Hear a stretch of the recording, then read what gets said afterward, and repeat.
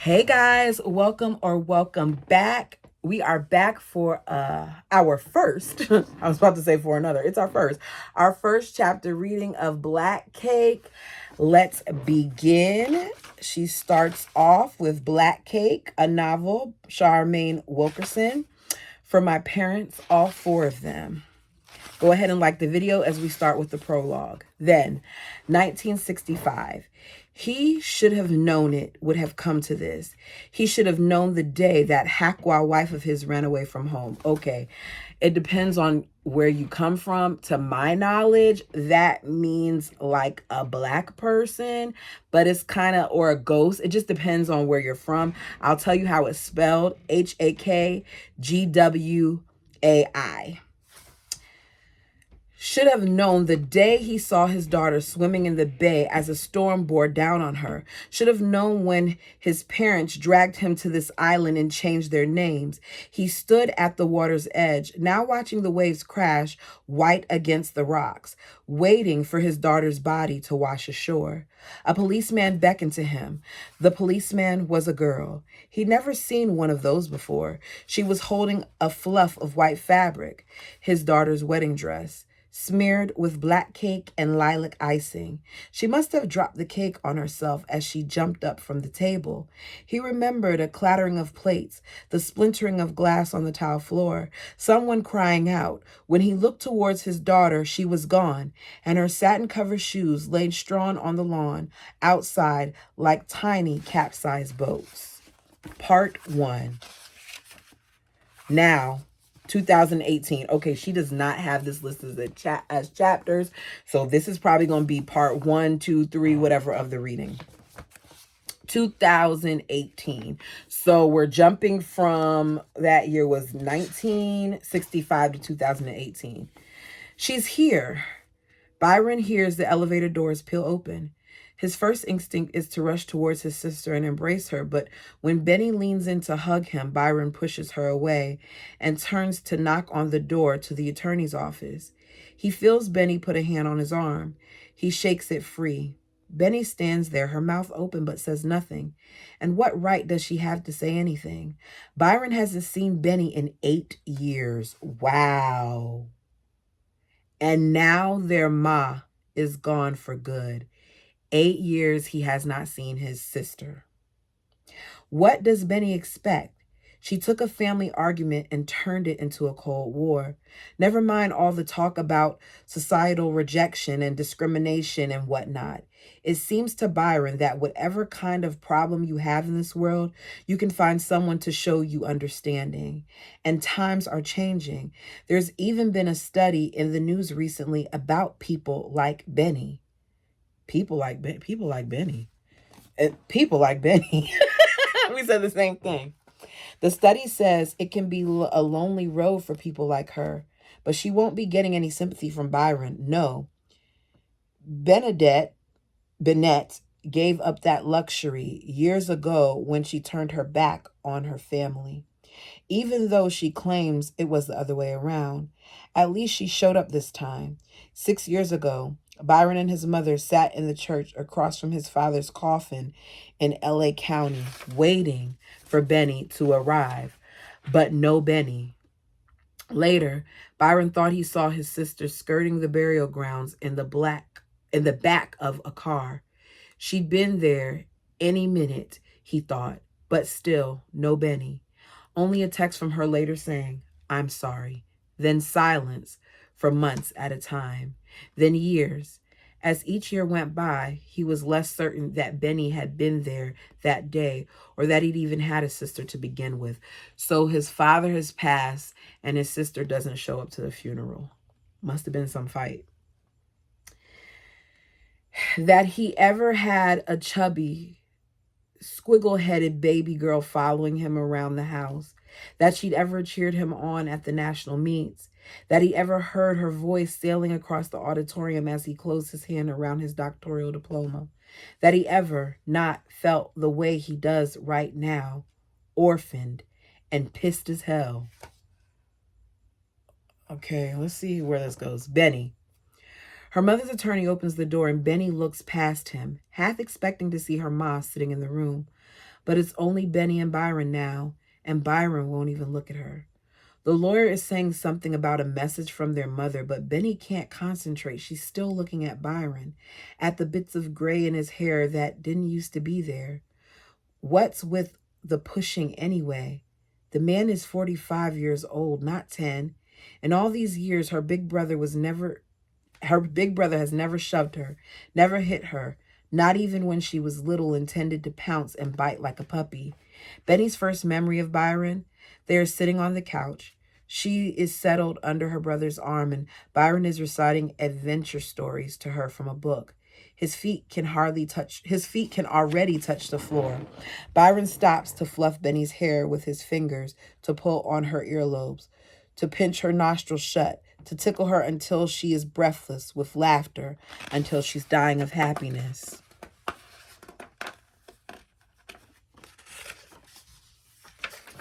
The message. Oh, okay. I got to get used to these little things. I don't really like these little shorts, but I'm following it. Okay. Y'all know when I first read a book, it takes me a little bit to get adjusted to the author's technique. So I'm trying. The message. Their mother has left them a message, the lawyer said. The lawyer's name is Mr. Mitch. He's talking to Byron and Benny as though he's known them all their lives, though Byron can only recall meeting him one other time, when his mom needed help getting around town after her accident last winter, the one his friend, Cable, insisted wasn't an accident. Byron walked his mother up to Mr. Mitch's office, then went back outside to wait for her in the car. He was sitting there watching some kids skateboard down the broad, buff-toned sidewalks between one high-end chain store and the next, when a police officer tapped on his side window. This kind of thing happened to Byron so often over the course of his adult life that sometimes he forgot to be nervous. But most times, whenever he was approached or pulled over by an officer, he slid into the space between one heartbeat and the next, where he could hear his blood crashing through his body, a waterfall carrying centuries of history with it, threatening to wipe out the ground on which he stood. His research, his books, and his social media following, the speaking engagements, the scholarships he wanted to fund, all of it could be gone in a split second of misunderstanding.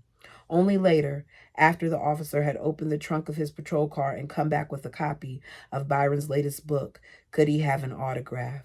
Did it occur to Byron that a grown man of any color, sitting alone in a car, watching pre-adolescent skateboards up and down the sidewalk, could elicit a reasonable degree of suspicion? All right, he could see that. It wasn't always about him being a black man. That's true. It's not always about that. Sometimes it is, but sometimes it's not. Though mostly it was. Let me just warn you, Mr. Mitch is saying now, about your mother. You need to be prepared. Prepared? Prepared for what? Their mother is already gone. His ma. He doesn't see how anything after that is going to make much of a difference. B and B. There's an entire file box labeled Estate of Eleanor Bennett. Mr. Mitch pulls out a brown paper envelope with their mother's handwriting on it and puts it on the desk in front of Byron. Benny shifts her seat closer to Byron and leans in to look. Byron removes his hand but leaves the packet where Benny can see it. Their ma has addressed the envelope to B and B, the moniker she liked to use whenever she wrote or spoke to them together. B&B notes were usually pinned to the fridge door with a magnet. B&B, there's some rice and peas on the stove. B&B, I hope you left your sandy shoes at the door.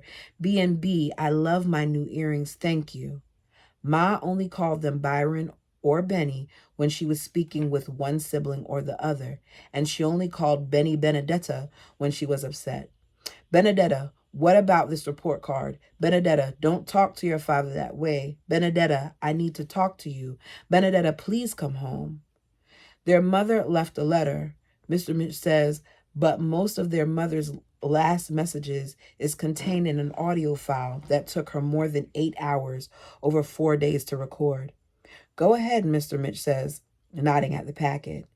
Byron cuts open the envelope and shakes out its contents, a USB drive and a handwritten note.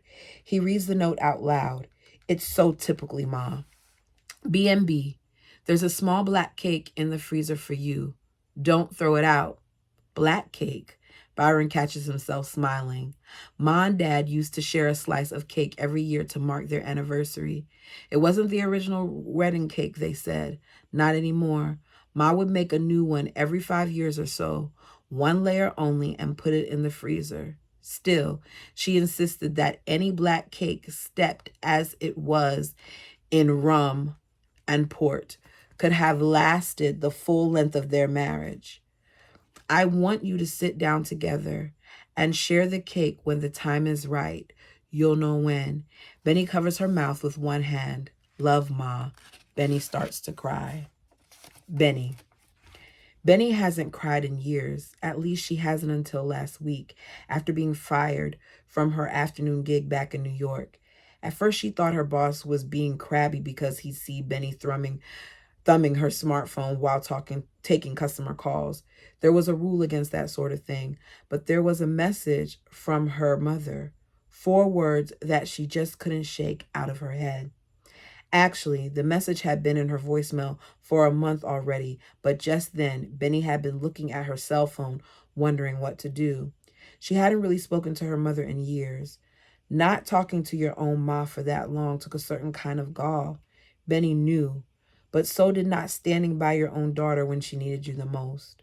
For years, it had been easier for Benny to simply stay away, to not respond to the rare messages from back home, to steal herself again every birthday and holiday away from her family, to tell herself that this was a form of self-care. In her weaker moments, she'd plug in the old digital photo frame that she kept under some sketchbooks in a desk drawer and watch as a series of smiling faces that she thought she would always be a part of her life popped onto the screen, one after the other, then off again. One of Benny's favorite pics showed her with Byron and Dad, arms linked and dressed in black tie for some event, the kind of fundraiser or tribute or gathering of lawyers at which her father had often taken them to lecture. The resemblance between the 3 of them was striking, even to Benny, who had grown up with this fact. And from the identical light in their eyes, you could tell who had been taking the photograph. Her mom. Benny's boss was raising his voice at her now. You weren't doing your job, he said. Benny slipped her phone into the pocket of her cardigan. Your job is to read from the goddamned script. Your job is not to volunteer social commentary on the durability of consumer electronics. Oh, that, not the phone. By the time Benny figured out what her supervisor was talking about, she was out of a job. Betty was still dried-eyed when she walked out of the call center with the only personal item she kept in her shared cubicle. A coffee mug with stained, fractured insides and a fringy-looking plant. What kind of plant it was, Benny could not recall, but it had never let her down. Nothing seemed to deter it. Not a lack of water, not fluorescent lighting, not the plastic-smelling office air, not her supervisor's noxious language. Every once in a while, she would lift the plant, tiny stems with her little fingertips, and wipe the dust from its fronds with damp cloth, just so. It was 15 minutes before Benny realized that she had taken the wrong bus. She got off at the next stop and found herself standing in front of an old coffee shop with fake pine garlands and fake velvet bows on its doors. She hadn't realized this kind of place still existed in the city. At the sight of the spray-on imitation frost letters spelling out happy holidays across the plate glass window, and the thought of yet another year without having a coffee shop of her own to run, though with less mess, at the sight of a young father inside of the cafe kneeling down to button his child into a puffy lilac-colored jacket and tucking her dark hair into the lilac fur-lined hood, Benny burst into tears. Benny had never liked lilac. The recording. Okay. I hope this book picks up. Okay, let me not say picks up. I'm following it. It's just all the different things is different for me. I'm so accustomed to chapters, and yep, this is all going to be names. So it's going to be part 1. The recording. Mr. Mitch takes the memory stick with Eleanor Bennett's recording and inserts it into this desktop computer. Eleanor's children lean forward in their seats when they hear her voice. Mr. Mitch wills himself to keep a placid face, breathes deep and slow. This is not personal. This is professional. Families need their attorneys to stay unruffled. BNB. Mr. Mitch is recording this for me. My hand is not so steady anymore, and I have a lot to say. I wanted to talk to you both in person, but at this point, I'm not sure I'll get to see you two together again. Wow, what a thought. That you know something's going on and you know you can't see your children together before something happens. That's sad. Benny and Byron both shifted in their seats. You are stubborn children, but you are good children. Mr. Mitch keeps his eyes focused on the notepad on his desk, but he can still feel the air shifting in the room. A stiffening of backs, a squaring of shoulders. BMB, promise me you'll try to get along. You can't afford to lose each other. Benny stands up. Here we go. Mr. Mitch pauses the recording. I don't need to hear this, Benny says. Mr. Mitch nods, waits a moment. It's what your mother wanted, he says. Can't you make a copy of the file, Benny says. Make me a copy and I'll take it back to New York. Your mother expressingly requested that you listen to this together all the way through in my presence. But you know we don't have to stay in the office. If you prefer, we can stop now and I could bring the recording to your mother's house at a later time. Would you like that? No, Byron says. I want to hear this now. Benny scowls at Byron, but he doesn't look at her. Your mother was very specific, Mr. Mitch says. We need to listen to this together, so I'm happy to continue this when both of you can make yourselves available. He opens an agenda on his desk. I could come by the house late this afternoon or tomorrow morning. I don't see how it's going to make a difference to Ma now anyway, Benny says. Still standing, she looks down at Mr. Mitch with steady eyes, but her voice wobbles on the word Ma. I think it will make a difference to you and your brother, Mr. Mitch says. There are things your mother wanted you to hear right away, things you need to know. Benny lowers her head, stays there for a moment, huffs out a breath. Better this afternoon, she says. I'll be leaving town right after the funeral. Benny looks at Byron one more time, but he keeps his eyes fixed on the desk. What is so bad that he can't even look at his sister? She walks out of the room without saying goodbye, her blondish afro puff quivering as she stomps across the waiting room, pulls the door open, and steps into the darkened hallway.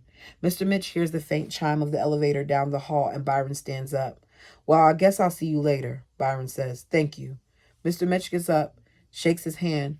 Byron's phone buzzes by the time he reaches the door. His cell phone is already clapped to his ear. There must have been a time, Mr. Mitch thinks, when Byron was just a kid, trawling to the beach, more interested in putting a conch shell to his ear than anything like a phone. My son listens to the sea for a living. Can you imagine? Eleanor said to Mr. Mitch one day, back in the days when her husband Bert was still alive and they were at some lawyers' event together. It's actually a job, Bert quipped. They had a good chuckle together over that one. Eleanor and Bert had a way of doing that, being funny together. Maybe when all this is over, Mr. Mitch could ask Byron about his latest project, about how the institute he works for is helping to map the seafloor. The oceans are challenging, Mr. Mitch thinks. And what about a person's life? How do you make a map of that? The borders people draw between themselves, the scars left along the ground of one's heart. What will Byron have to say about that once he and his sister have heard their mother's messages? Okay, come on. Homecoming. Benny lets herself into her mother's house through the back door and stands in the kitchen listening. She hears her mother's voice, hears her own laughter, smells clove in the air, but sees only a dishcloth folded over a chair, 2 prescription pill bottles sitting on the counter. There's no sign of Byron. She walks into the living room. It is silky with light, even at this hour. Her dad's armchair is still there, the blue fabric, nubby in spots where Bert Bennett once sat. The last time Benny saw him, he stood up from that chair, turned his back on her, and walked out of the room. Hard to believe it was 8 years ago. It's so interesting how certain homes have certain smells. Like my mom's house has a distinct smell. My dad's does. When I went to go to my grandmother's house for the funeral, I could still smell her. It's just certain smells just stay. Benny had been trying to explain herself. She sat down next to her father, though not without great embarrassment. After all, who would have wanted to talk with their parents about sex? Though this wasn't only about sex, that was the whole point. Benny had taken way too long to get around to this conversation, and it had cost her big time. Benny remembers running her hand back and forth over the crushed velvet sofa that day, murmuring a compliment. Her mother had kept the seat encased in a plastic covering all those years that Benny and Byron were growing up and long after. I've been there. It was the first time that Benny had seen the sofa this way. She couldn't get over the feel of it. How could it be so soft and ridgy at the same time? We just woke up one morning and realized we're not going to live forever, her mother said, touching the sofa. It's time we enjoyed it. Benny smiled and petted her end of the seat like a stuffed toy. The sofa was still an ugly thing to look at, its brassy fibers glinting in the light, but just the feel of it under Benny's fingers helped to calm her nerves as her father began to raise his voice. When she was little, Ma and Dad used to tell her that she could be anything she wanted to be. But as she grew into a young woman, they began to say things like, we made sacrifices so that you could have the best, meaning the best was what they envisioned for Benny, not what she wanted for herself, meaning the best was something that apparently Benny was not. Letting go of a scholarship at a prestigious university was not. Taking cooking and art classes instead was not. Working precarious jobs with the hope of opening a cafe was not. And Benny's love life, that most certainly was not. Benny walks over to the sofa now and sits down next to her father's empty chair. Placing a hand on the armrest, she leans in and sniffs at the tweedy upholstery, searching for a hint of the hair oil that her father used to use, that green old-style stuff that could fuel a pickup truck. Benny would give anything now to have her parents here sitting in their favorite chairs, even if it meant they might still have trouble understanding her. Benny finds herself smiling now, thinking of a different time in this room. Her mother perching her rear on the arm of this sofa, watching MTV with teenage Benny and her friends while Benny kept hoping Ma would remember she had grown up to things to do and scoot. Ma had always seemed different from the other mothers of other kids, super athletic, a bit of a math whiz, and yes, a fan of music videos. The whole music thing was something that Benny in her 13th year had found somewhat embarrassing. It seemed Ma was always doing things her way, except when it came to Benny's dad. Benny's phone is pinging. It's Steve. He's left a voice message. He's heard the news. So sorry, he says, though he never knew her ma. He's thinking maybe they should get together when Benny gets back to the East Coast. Steve's voice is low and soft, and Benny feels the old stirring of the skin along her shins, just as she did the last time he called. Benny and Steve. They've gone back and forth like this for years now. Every time Benny promises herself it will be the last, she never calls him back. But each time there has come a moment when she finally answered Steve's phone calls, and when Steve has made her laugh, when she's agreed to meet him. Steve's laughter, Steve's voice, Steve's touch. Years ago, these things had helped to pull Benny out of the muck of her breakup with Joni. She had followed Joni all the way to New York from Arizona, though later she was forced to admit that Joni had never given her a reason to think that they would get back together. So there Benny was, a few months later, staring down at her boots in the music section of a bookstore in Midtown when Steve came up to her. Steve wiggled his fingers in front of Benny's face, and she looked up to see this gorgeous block of a man with a broad smile. Pointing to his headphones, eyebrows raised, then pointing to the console where she was plugged in, Benny smiled and nodded. Steve plugged his headphones into the jack near hers, and at the sound of music, he nodded his head and laughed silently. By the time they stepped out into the slushy streets together, Benny had begun to feel that maybe she was still made of all those things that Joni once saw in her, and maybe someone else could see them too. It would be a while before Benny would realize that Steve's her music-loving, yacht-sailing new lover could make her feel as threatened as he could make her feel desired. Okay, so Steve's got some stuff with him because he brought her joy, but then she said that part about feeling threatened as well as desired. Byron. There are things to do, things to discuss. Byron knows this, but he doesn't feel like dealing with his sister right now. The funeral arrangements are set. Byron took care of them while waiting for Benny to fly out to California, and everything else can wait. Byron sits out on the deck at his place, scarf up to his chin, watching the waves. He will stay here as long as he can before going back to his mother's house. After all those times he felt Benny's absence, she's finally back, but instead of relief, what he feels most is resentment. If things had gone differently between them, Benny would have been sitting with him right now. She'd probably be drawing something in one of those sketch pads of hers. He still has that goofy surfing sketch she did of him, wiping out big time, legs every which way. But Byron has been bitter for so long that it even kept him from calling Benny about their mother's illness until it was too late. He intended to call her before this happened. He really had. He knew they were running out of time. He just didn't realize how quickly. You got to put things aside when it comes to sickness. Pride really causes a lot of people to lose out on time. Last Friday, Byron walked into the house and sensed right away before he reached the other side of the kitchen that his mother was gone. He found her just beyond the kitchen on the hallway floor. It could happen that way, the doctor said later, the kind of sudden episode that might claim someone's life unexpectedly. It could happen to a person when their body was struggling against something fierce. Ma had still been able to get up on her own most days, wash her face, pour herself a glass of water, though with trembling hands, turn on some music or the television until the effort of it sent her straight back to the sofa. As Byron took his mother's head and shoulders in his arm and held her cool face against his chest, he thought of Benny, wondered how he would tell her, felt a new grief over the loss that Benny too would soon feel. He couldn't get the words out at first. Benny, Benny, was all he could say when she picked up the phone. Byron stopped, his throat tight. He could hear the noise in the background, music and chatter and plates, restaurant sounds, and then Benny saying, Byron, Byron.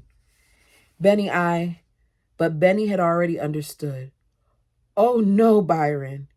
Then Byron got off the phone after breaking the news to her and began to think of all the other phone calls he would need to make, the arrangements, the sense of his mother being gone, the memories of his father's passing, the awareness of all those miles and years between Benny and the rest of the family, and he felt the resentment towards his sister flooding back. Damn it, Benny. As he drives up to his mother's house, now he sees a rental car in the driveway. Benny. Byron walks to the kitchen door, kicks off his shoes, and stands still in his socks listening. Silence. He walks down the hallway, peers through the window into the backyard, looks into Benny's old room, but no Benny. Of course. He continues down to his parents' room. There she is, lying in the middle of the bed, wrapped in the comforter, like a giant egg roll, snoring lightly. She used to do that when she was little. Pounce on the bed between Ma and Dad, peel the cover off Dad, and roll. A Benny roll. Dad would yell every time as if she didn't do it the same thing every single Sunday morning. Benny used to have this way of making everyone giggle, of making a person feel light, but it hasn't been that way for a long time. There's that feeling again, a mean feeling. Byron wants to rush over to the bed and shake Benny awake. Then the next second, he just feels sad. His phone buzzes. He looks down. There's a reminder. Mr. Mitch is on the way. Mr. Mitch. When Mr. Mitch gets to the house, Benedetta shakes his hand and takes his jacket. Byron brings out cups of coffee and biscuits from the kitchen and unplugs his mother's telephone line. Eleanor's children still aren't talking to each other, but now the daughter doesn't seem as edgy. Mr. Mitch is still struck by how much Eleanor's children resemble their father. One the color of mahogany, the other the color of wet straw, both looking a bit like stubborn toddlers at the moment, their beautiful heads held high, their mouths turned down at the sides. Benedetta folds her 6-foot-tall frame into the couch and hugs a large cushion to her middle. 6 foot. Again, like a child, he wouldn't have expected that of such a regal-looking woman. Byron leans forward from where he's sitting, his elbows resting on his knees. Mr. Mitch opens his laptop and calls up the audio file. They really have no idea, do they? They think this is all about them. He clicks play. Byron. The sound of his mother's voice splits him down the middle.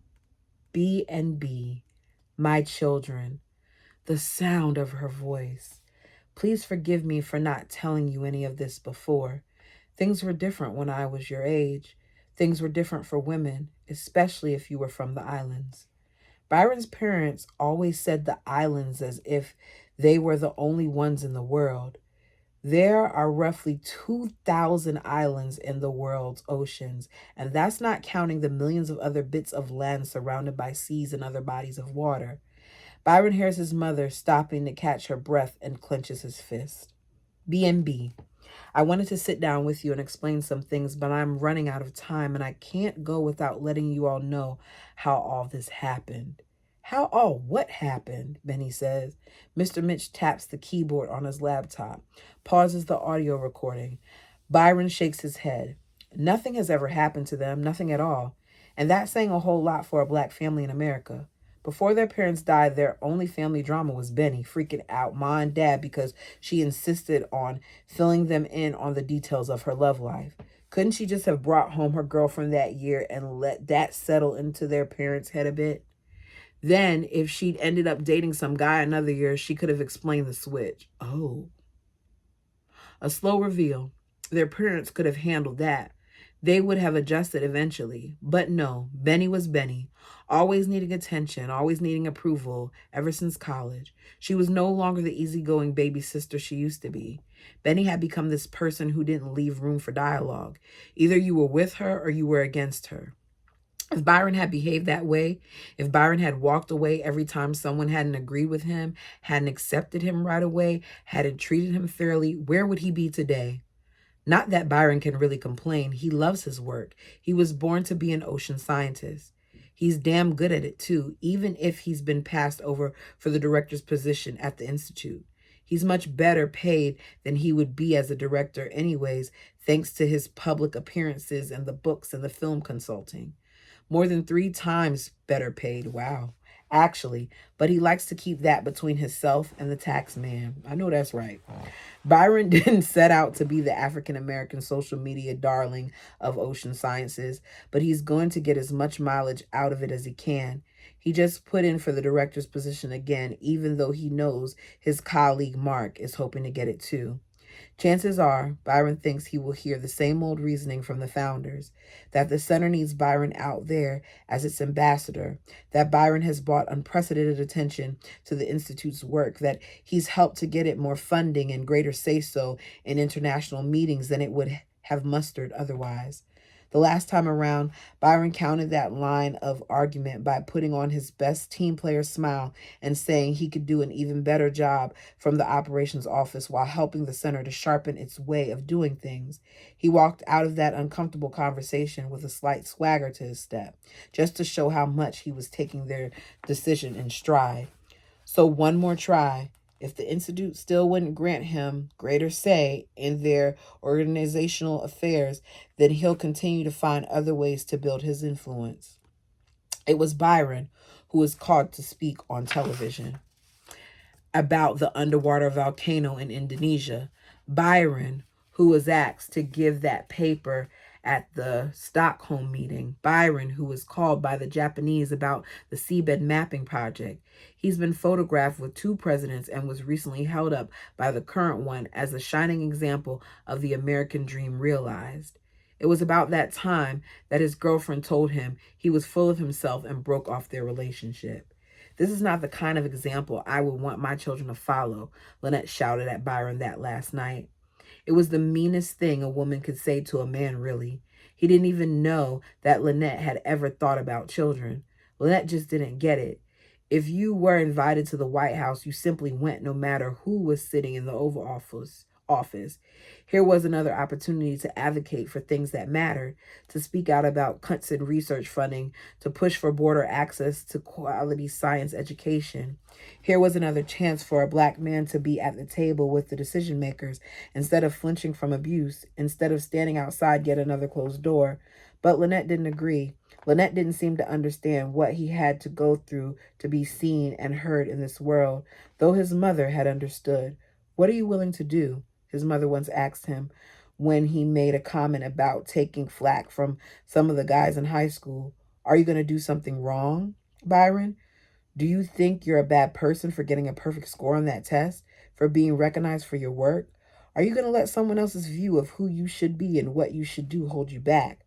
Do you think those boys are really your friends? His mother's eyes took on that glint that he saw whenever she stood at the edge of the sea. So what are you willing to do? She said. Who are you willing to let go of?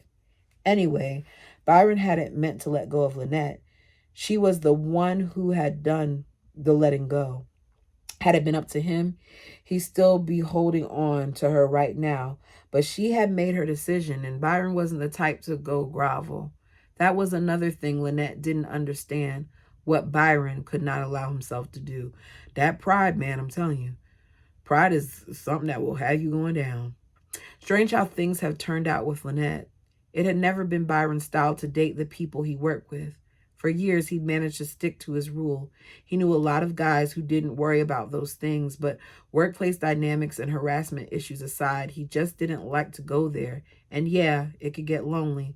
All that time spent working on calculations and having meetings and writing papers, and in the early days, the ship expeditions carrying out deep water mapping for weeks at a time, then later the books and public appearances, airport lounges and hotel rooms. Where was a guy like him supposed to make a connection that went beyond a one-night thing? Cable. Byron's self-appointed advisor in all things swore by internet dating. Well, sure, that's how Cable had met his wife. Cable was lucky that way. But where was Byron supposed to find the time to sift through all those descriptions and set up all those encounters with new people? Byron met new people all the time. That wasn't the issue. Then came along Lynette. Sorry, Benny is saying now, and Byron's thoughts come back to the room. Sorry, Mr. Mitch, she says again, waving a hand. We can keep going. Mr. Mitch clicks on the audio file. You children need to know about your family, about where we come from, about how I really met your father. You two need to know about your sister. Byron and Benny look at each other, mouths open. B&B, I know this is a shock. Just bear with me for a moment and let me explain. Byron and Benny look at Mr. Mitch now and simultaneously mouth the same word. Sister? Okay, y'all. I don't want to end like this, so I'm going to read this last chapter, but I'm going to get in trouble because I got a date to be at, and I still haven't even taken my shower or gotten ready. So I'm going to read this last chapter, and then I'll see you all on Thursday. Well, not chapter, this last page. Sister. Sister? What does that mean? What happened to her? She and Byron are both thinking at once, asking the same questions in different ways, asking in essence, how could this be?